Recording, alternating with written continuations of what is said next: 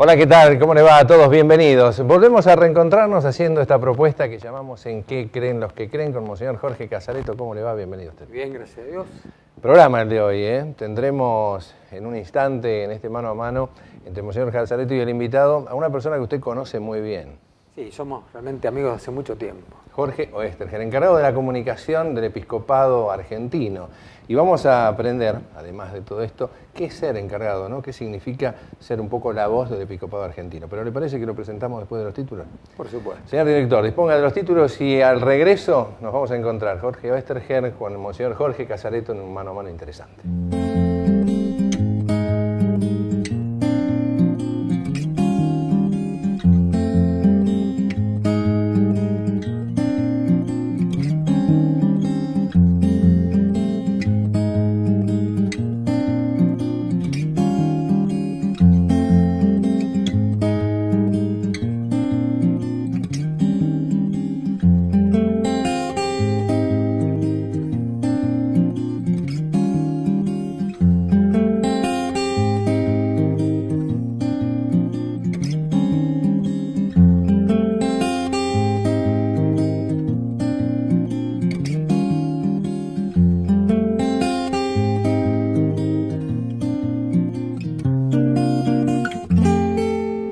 Jorge, tenemos una antigua amistad, nos conocemos hace mucho tiempo. Jorge ahora es, hace ya bastante tiempo, el responsable de la comunicación del episcopado, pero ante todo es sacerdote.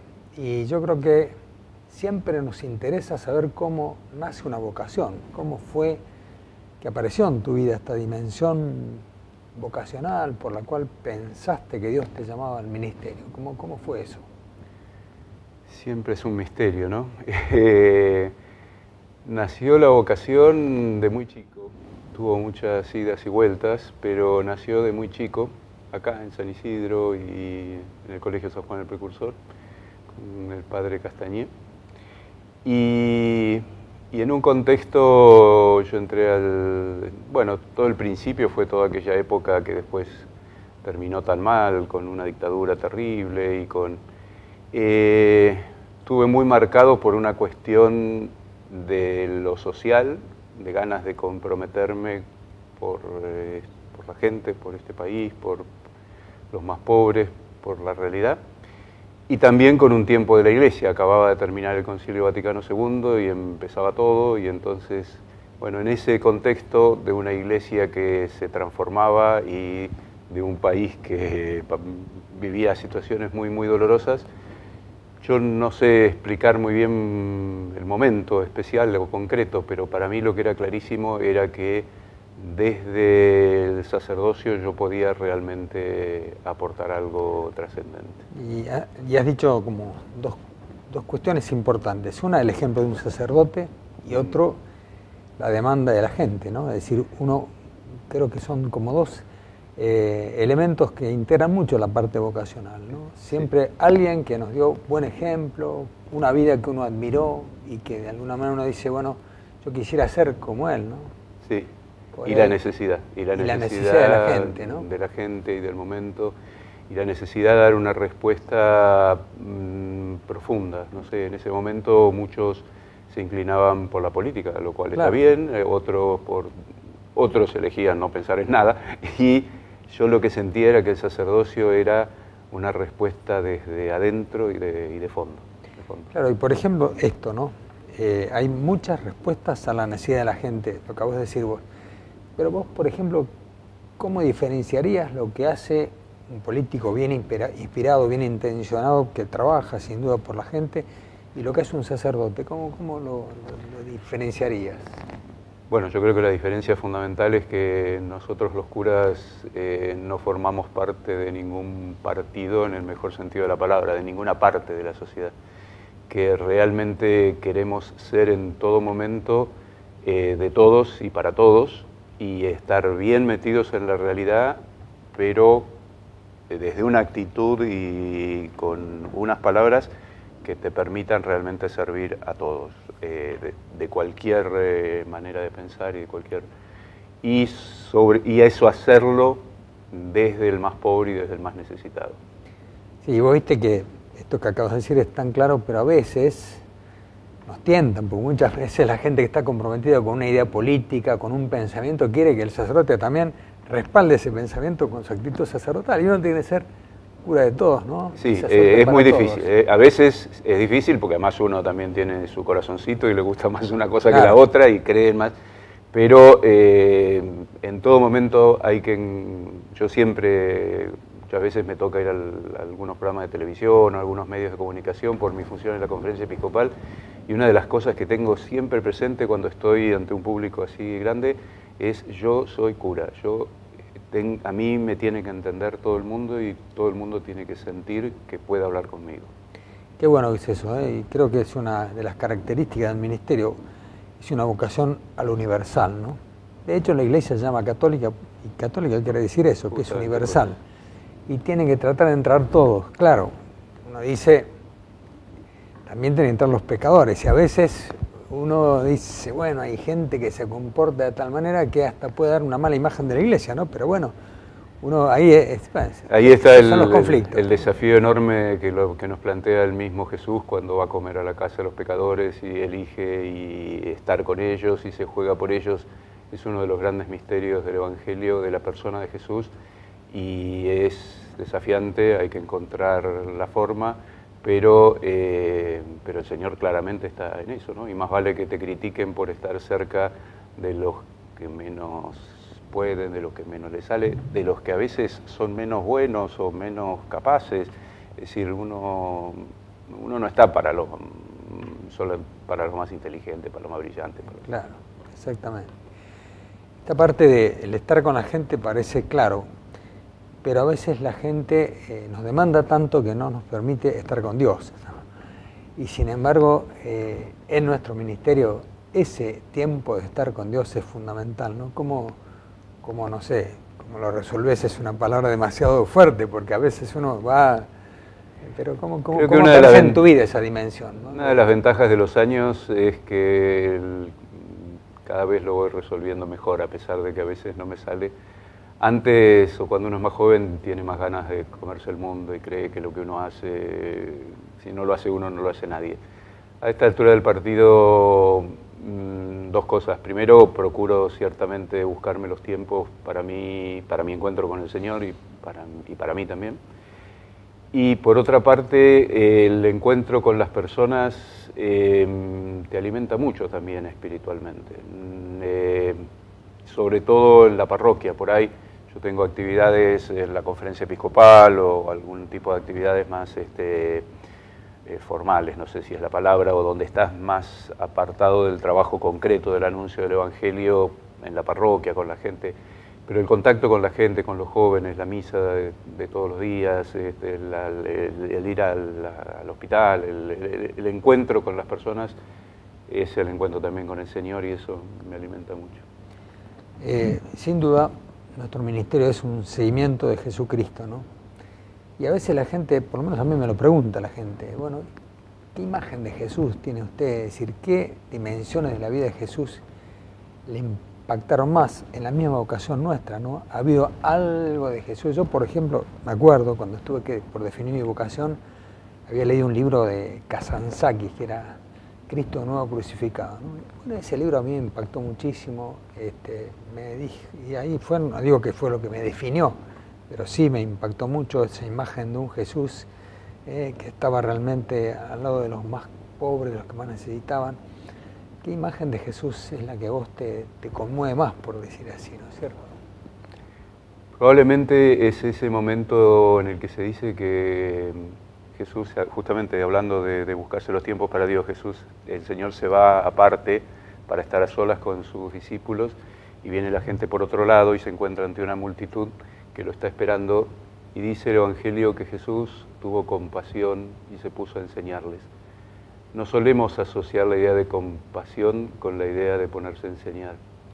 Y a mí, desde siempre, lo que me impresionó mucho es que desde la compasión, no la compasión de lástima, ¿no?, sino del padecer del conmoverse por el otro, porque es la misma palabra que se usa para el buen samaritano y la misma palabra que usa el padre que espera al hijo pródigo que vuelve.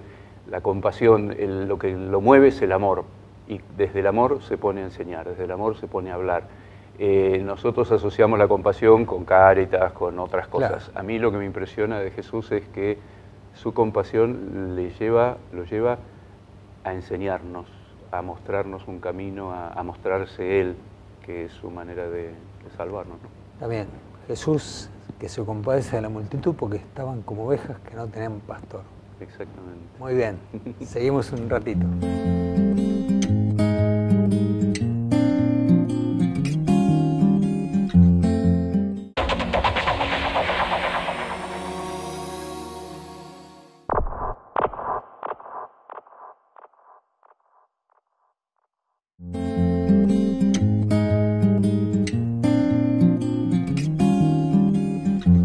Jorge, en tu vida sacerdotal seguramente vos no lo elegiste, pero Dios te llevó al mundo de la comunicación. Trabajamos hace mucho tiempo, hace unos cuantos años trabajamos juntos en la Comisión de Comunicación. Después el episcopado te ha pedido que vos seas como la cara visible del episcopado. Siempre hay que anunciar algo, salís vos para anunciarlo. ¿Esto lo vivís como un trabajo o también como parte de tu vocación? ¿Cómo lo has encarado? Es parte de mi vocación, si no, no podría realmente, no podría. Lo vivo como un servicio a la Iglesia, por momentos difícil, porque es muy difícil encontrar a veces las palabras que nos permitan hacernos entender. A los curas a veces nos cuesta mucho encontrar las palabras que nos hagan entender, que las personas entiendan. Y después que es difícil porque uno está representando de alguna manera un órgano colegiado, es decir, es un conjunto muy grande de obispos en donde hay una gran riqueza y una gran variedad de cosas, y entonces hay que encontrar una palabra que los represente a todos. Me apoyo lógicamente en los documentos del episcopado, en las declaraciones de los obispos, pero a veces los periodistas te llevan a preguntas y a situaciones en donde uno tiene que encontrar la palabra para responder, porque tampoco puedes decir frases que no digan nada, para responder y a la vez representar lo más fielmente posible el pensamiento de los obispos. O sea, porque muchas veces la gente cree que el episcopado es un cuerpo muy uniforme y evidentemente... Hay muchos matices. Muchos matices, claro. Y la claro. comunicación es matices. Y entonces, claro, si uno remarca un tema de una manera, por ahí algunos obispos sienten que lo estás presentando de una manera que no los expresa a ellos. Entonces hay que lograr a veces un equilibrio difícil diciendo algo, ¿no? Claro. Y por otra parte, muchas veces las declaraciones del episcopado tienen que ver, casi siempre, ¿no?, con la situación que se está viviendo. Eso tiene a veces un contenido político que puede ser interpretado de un modo o de otro. Realmente es difícil eso y, bueno, muchas veces no se entiende que nosotros nunca queremos herir a nadie, sino que queremos brindar un servicio al bien común, ¿no? Pero seguramente te habrás encontrado con dificultades de interpretaciones que molestan, y puede ser que molesten, porque parece que tuvieron un contenido político, pero en realidad, aunque lo tengan, no es con ánimo de dividir, ¿no es cierto? Sí, eso es difícil porque siempre es muy fácil además sacar una frase de contexto y llevarle la palabra de la Iglesia para cualquier lado. Pero además lo que es difícil, y creo que hay que asumirlo como tal, es que nosotros hablamos un lenguaje, unos temas que la sociedad culturalmente en su conjunto no es lo que está buscando habitualmente oír. Creo que hay que asumir que vamos a contrapelo de lo que muchísima gente siente y piensa y cree que hay que hacer. Entonces hay que decir lo que uno piensa, uno tiene derecho a decirlo, hay que encontrar la manera de decirlo de la mejor manera posible, en el sentido de que se entienda, además de una forma respetuosa, pero hay que asumir que uno está diciendo cosas que, bueno, que van a contrapelo muchas veces de lo que la gente quiere escuchar o de lo que piensa, pero bueno, es así, es decir, nosotros creemos desde el Evangelio y desde Jesús que hay que vivir de determinada manera, no es cualquier cosa, no da lo mismo todo. Entonces, a veces lo difícil es eso, hacerse entender por una sociedad que le cuesta entender lo que queremos decir. Y el Papa alguna vez dice que el Evangelio tiene que generar situaciones a veces contraculturales, ¿no es cierto? Que a veces tenemos que decir cosas que a la cultura actual le molestan. Y eso a veces hay quienes interpretan como una desactualización de la Iglesia, o que la Iglesia no está suficientemente actualizada. Hay quienes dicen incluso que somos muy complacientes. No sé, bueno, siempre son las interpretaciones que pueden aparecer. Por eso es bien difícil la misión que tenés que llevar adelante, ¿no? Sí, es difícil para nosotros los curas, para el episcopado o para cualquier cura, pero la verdad es que es difícil para todo el mundo. Es decir, estamos viviendo un momento de una transformación cultural inmensa que hace que sea muy difícil ser padre, ser madre, ser hermano, ser político, ser militar, ser cura. Todos tenemos que hacer un esfuerzo enorme por entender estos cambios que estamos viviendo y desde los curas no tener el complejo de que somos nosotros los que no entendemos. La verdad es que nadie entiende mucho. Todos estamos tanteando a ver hacia dónde va esta cultura que vivimos y tratando de iluminarla, ¿no? Porque una de las cosas que creo que tenemos que hacer desde la Iglesia es dejar de hablar como si nosotros la tuviéramos reclara a gente que no entiende nada. La verdad es que nosotros vamos tanteando junto con nuestra gente, iluminados por nuestra fe, pero tanteando qué es lo concretamente que hay que hacer. Y en eso estamos en el mismo lugar que, repito, un padre de familia que tiene que educar a su hijo. Está bien. Ahora eso, hay quienes lo ven como una cuestión negativa, se quejan mucho de que la sociedad sea así, que estos cambios sean así.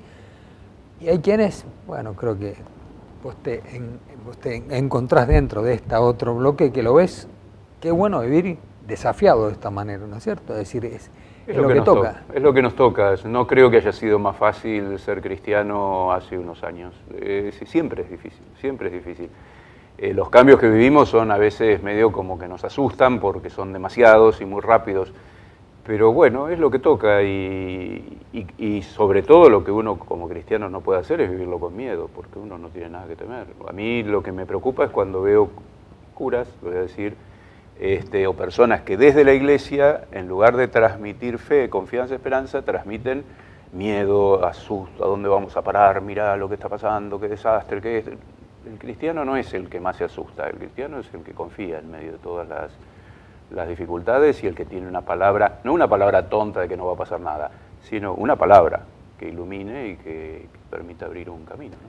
Está muy bien esto que decís, y me parece que estás tocando como algo que el Papa ha visto, ha visualizado, que es estos desafíos, y el Papa dice, bueno, tenemos que apelar más a la fe, ¿no? Es decir, vamos a vivir un año de la fe.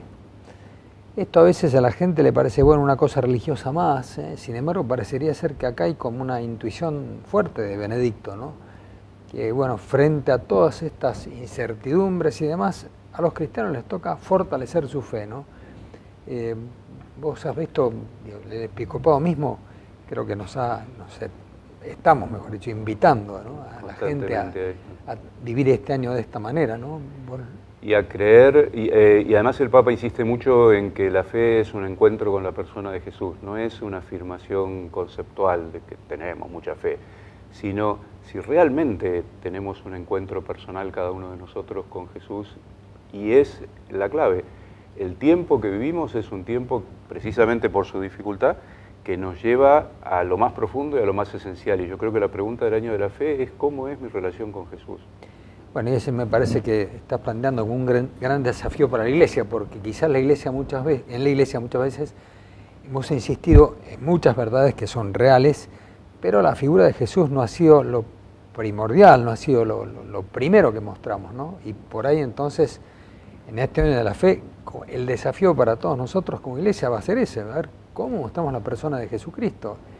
Y este es el que está demandando que crean en Él, porque Él es el Dios que se ha hecho hombre y es la clave, el centro, ¿no? Y entonces como que no nos distraigamos en otras cosas, sino que presentemos esto como fundamental, ¿no es cierto?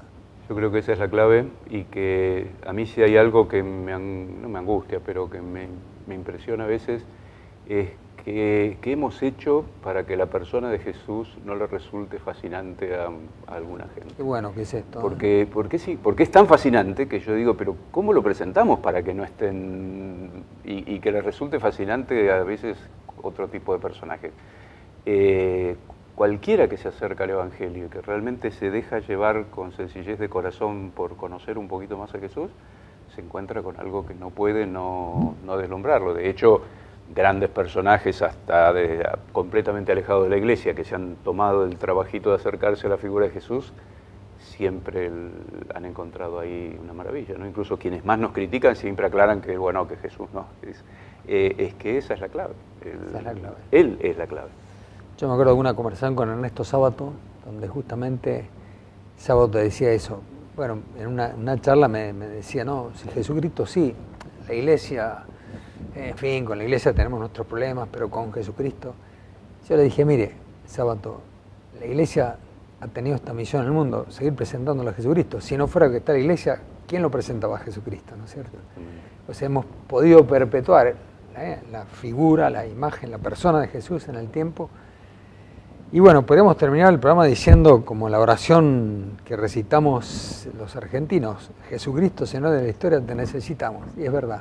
Ya lo creo. En este año de la fe, Jesucristo, Señor de la historia, te necesitamos. Muchas gracias. Gracias por invitarme.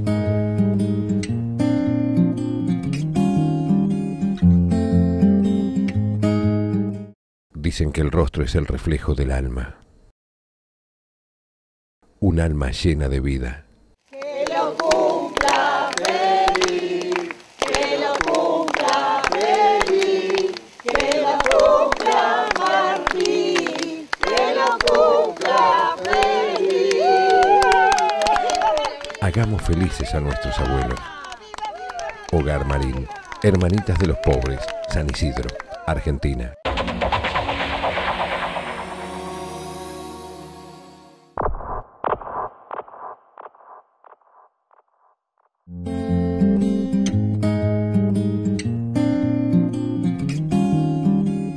Y aquí estamos, en este último bloque de esta propuesta, ¿en qué creen los que creen? Monseñor Casareto acaba de salir de este lugar, vocero, comunicador del Episcopado Argentino, Jorge Westerger. Interesante la charla, y quisiera ahora preguntarle a usted algo de lo que le preguntaba él. Hablaron en el principio del programa de las vocaciones sacerdotales, y uno sabe y escucha que en estos tiempos cada vez son más difíciles, las sacerdotales y las religiosas, ¿no? En general, en el mundo. El otro día una religiosa me decía, Roque, haga una campaña, empecemos a hacer algo para atraer. ¿Qué hay que hacer para generar las vocaciones en estos tiempos?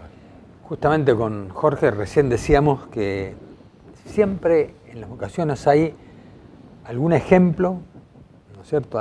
Hay alguien que uno ha visualizado cuando es joven, ¿no es cierto? Como un ejemplo. Yo recuerdo, por ejemplo, la conversión de San Ignacio. San Ignacio, cuando se convierte, y yo quisiera ser como San Francisco, ¿no? Quisiera ser santo como él. Y bueno, y yo me acuerdo cuando fui sacerdote, cuando entré al seminario, he tenido sacerdotes que eran verdaderos ejemplos, ¿no es cierto? Entonces, en mucho el hecho de que haya más vocaciones depende del comportamiento nuestro, de los propios sacerdotes, ¿no es cierto? Vivir de modo tal que seamos un ejemplo para los jóvenes. Sin lugar a dudas, hay un momento cultural que es difícil, porque hoy los jóvenes se encuentran como demasiado deslumbrados por las cosas terrenales.